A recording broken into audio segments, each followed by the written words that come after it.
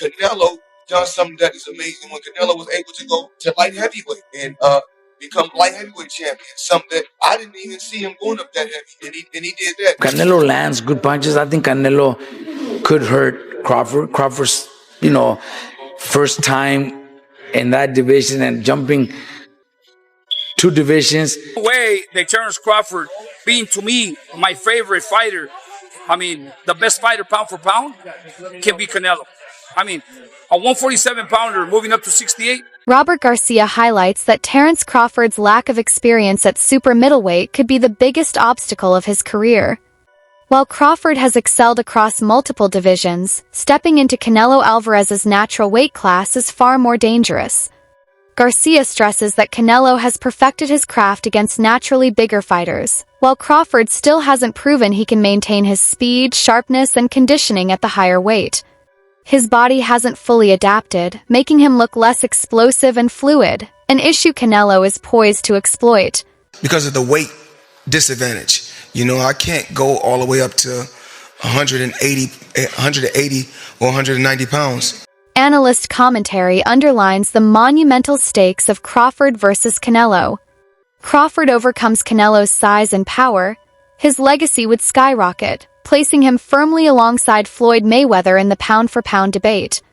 A victory would silence critics and mark him as the greatest of his era. Still, experts note that it wouldn't eclipse Mayweather's undefeated career and dominance, but it would elevate Crawford into rarefied air just behind him. This makes the fight a defining moment in modern boxing history. Jumping two divisions where he only had one fight at 154 and didn't look his best either. So there's a lot of questions, about that. And that's why a lot of people think Canelo is going to knock out Crawford. But I'm probably one of the only ones that I do give Crawford a chance. Yeah. I think Crawford could pull it off. Crawford is very talented. He's very fast. He's very smart in the ring. So I think a perfect fight, Crawford could pull off a decision. Mm-hmm. Okay. I think he could win a decision. I don't pick him. I wouldn't put my money on him winning because it's a very dangerous, risky fight, especially with Canelo being so strong. But Canelo's last few performances, he's looked slow, flat-footed, looking for one punch at a time. And if that's the Canelo that fights Crawford, Crawford could win a decision. Crawford could outbox him, could outsmart him, could land 3-4 punch combinations and move and win a decision. So do I give Crawford a chance? 100% think Crawford could pull it off. Would I put my money on it? Probably not. Yeah. But I do give him a chance. Yeah, good stuff. Look, Robert, appreciate you taking time to speak to me. I appreciate you letting me in the gym today. Always a pleasure. And hopefully be catching up sometime soon. Thanks appreciate for coming. it. Thank you very Cheers. much. Jeff Mayweather pushes back on Canelo's claim that Crawford is better than Floyd, calling it more of a self-serving statement than an honest assessment.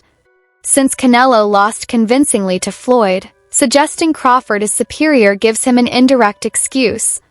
Jeff insists that while Crawford is gifted, he hasn't reached Floyd's level of dominance or consistency against elite opponents. For him, Floyd's undefeated record and mastery speak louder than any comparison. 3-time undisputed is insane. If you were to beat Canelo, Terence Crawford, at that point, pound for pound, right under Floyd. Wherever you got Floyd, I put whatever you got him, Terence Crawford is right behind him. Unless you got him first. Okay, how about me? Because I don't have Floyd in my top 10. I have Pacquiao over Floyd. So I know somebody's about to get moist, but I would put Terence Crawford, man, that's old school. That's Henry Armstrong, Sam Langford. Like that's old. That's Joe Gans and Barbados Joe Walcott and Barbados Joe, not Jersey. I'm Barbados. Like that's old school accomplishments. Man, that's throwback. I would have to assess that. 3-time undisputed in the 4-belt era and against who? Yo, that I don't think Pacquiao would have I don't think he achieved anything in a single fight that would be greater than Terence Crawford jumping up 3 weight classes and beating Canelo. I don't think Pacquiao achieved anything in a single fight greater than that. Not in a single fight. Beating Cotto, I still, because Cotto was weight drained. Has Floyd done anything? Well, he beat Canelo. Joel Diaz dismisses Crawford's chances outright, pointing to the overwhelming size difference. He notes that Canelo has traded punches with heavy hitters like Gennady Golovkin, absorbing power Crawford has never faced. Diaz questions how Crawford, used to opponents closer to his natural size, can truly hurt Alvarez. He stresses that moving up in weight often looks manageable until the fighter feels the raw strength of a bigger opponent, something Canelo embodies perfectly. Also, if we remember, Canelo that time was a razor-thin decision. Floyd won, majority decision.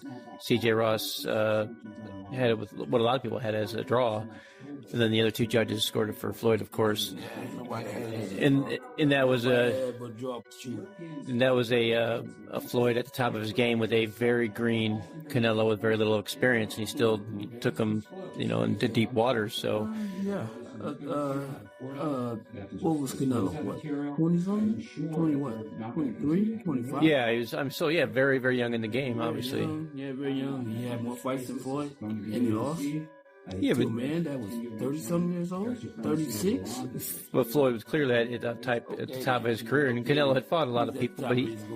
But how you at the top of your career in your prime? You in your prime? You ain't in your prime when you're 36. That's not your prime. Did he lose?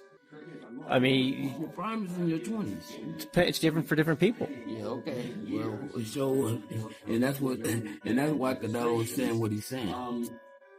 But want to make himself look like he did something great. Debate over the ring size adds another layer of intrigue. Crawford's team favors a larger ring, believing it would let him use footwork and angles to outmaneuver Canelo's pressure. Yet analysts argue that Canelo has already fought in both small and large rings, adjusting successfully each time. While dimensions may slightly favor Crawford, experts agree the fight's outcome will come down to execution, not square footage. Ask him who Skull is, they won't even know who he is. I don't even know who he is, but they chose him for a reason, right? A guy with a good record. But he's a champion. He's a champion. He's got the other stone that's out there that Canelo needs to connect. Again, to fight against Terence Crawford. It's a fight for Canelo to win. Simple as that. That's what I can tell you. Then in September, if Canelo wins, he's got Terence Crawford waiting in the wings. There is no way that Terence Crawford, being to me my favorite fighter, the best fighter pound for pound, can beat Canelo. A 147-pounder moving up to 68, he can only maybe go 2-3 rounds, and then Canelo hits him and he hurts him.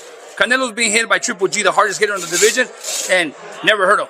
But Canelo will hit Crawford and he'll hurt him. Let's put it this way. You remember the fight Benavidez and Demetrius Andrade? Yes. Demetrius Andrade was a great fighter. Nobody wanted to fight him at 54. He moved to 60. Fought 1 or 2. Nobody wanted to fight him at 60. So what did he do? He moved up to 68 because there was nothing for him to fight Benavidez, a big fighter like that. Look what he did in the first early round. Demetrius Andrade was in control. He was doing great. But once that weight starts kicking in, it takes over. There is no way that Crawford can beat Canelo. Turkey on the cheek. It's a big fan of Terence Crawford. He wants to give him a good payday, and simple as that. That's all it is, man. Crawford's dominant win over Errol Spence boosted confidence in his chances, showcasing his adaptability, timing, and finishing ability. But analysts caution that Spence, though elite, is not naturally bigger like Canelo. They contrast this with fighters such as Israel Madrimov, physically larger men Crawford hasn't yet faced. Meanwhile, Canelo has consistently fought opponents bigger than himself and still prevailed.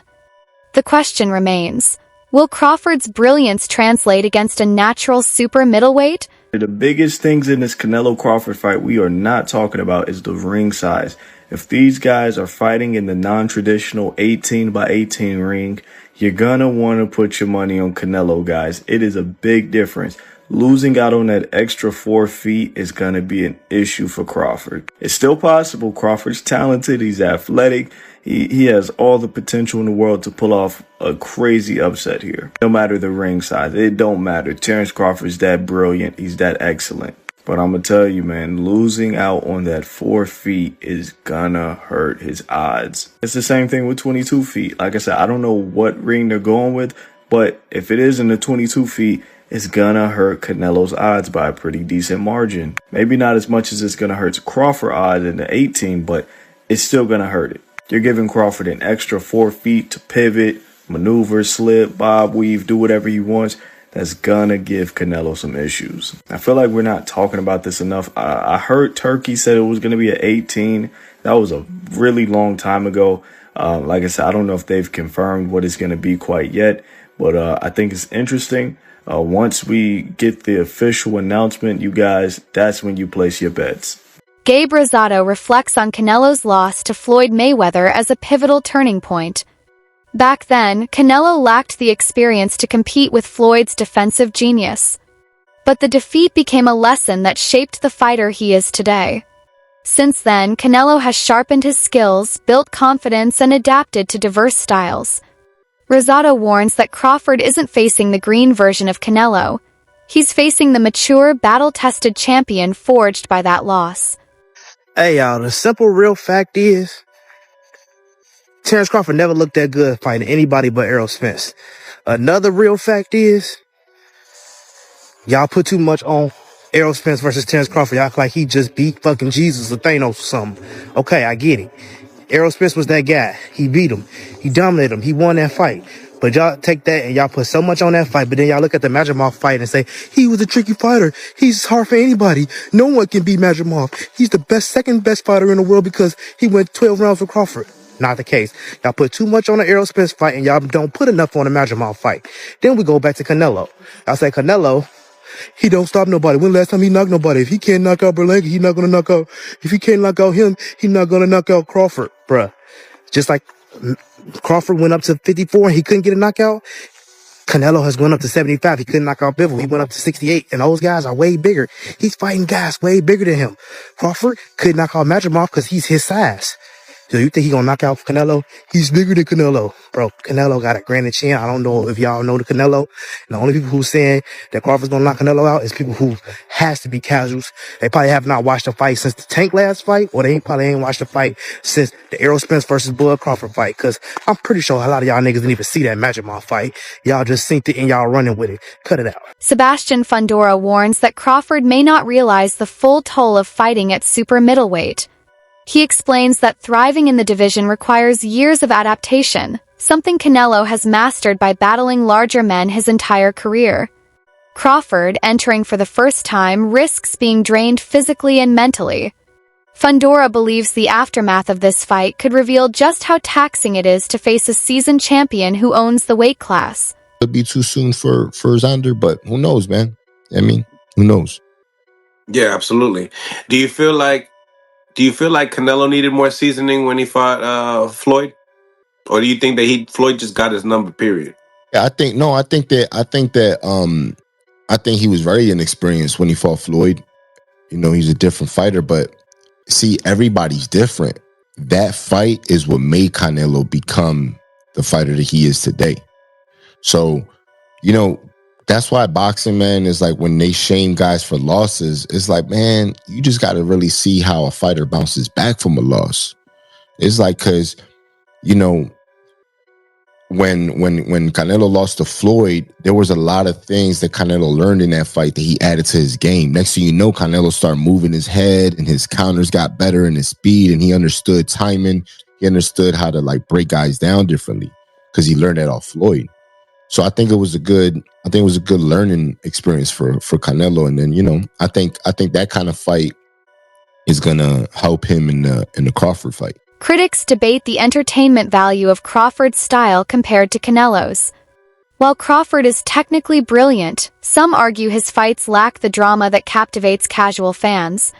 Canelo, by contrast, delivers excitement through knockouts, body shots, and high-stakes showdowns.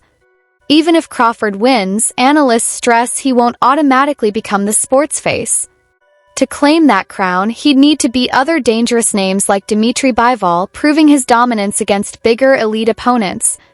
Only then could he match Canelo's global appeal. Could be. We'll see. We'll see what PBC has for us. You play with Canelo or Crawford? Canelo. Yeah. Canelo.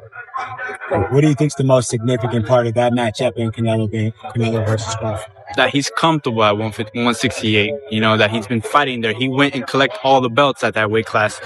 Crawford, of course, Crawford has a chance. He has a big chance, you know, being one of the pound-for-pound fighters of the world. But it's just the advantage of being there first. You know what to expect in that weight class. Crawford's coming off a 154 fight that he fought last year. So I really don't consider him even a 154. He's been fighting at 147 for a while. He had that one fight at 154, and then he stopped fighting for a year again. So, you know, of course, he's probably been training, you know, again, high-class fighter. But to be comfortable at 168, you're going to have to do some fights in there. And going in there fighting the undisputed champion, it's going to take a toll.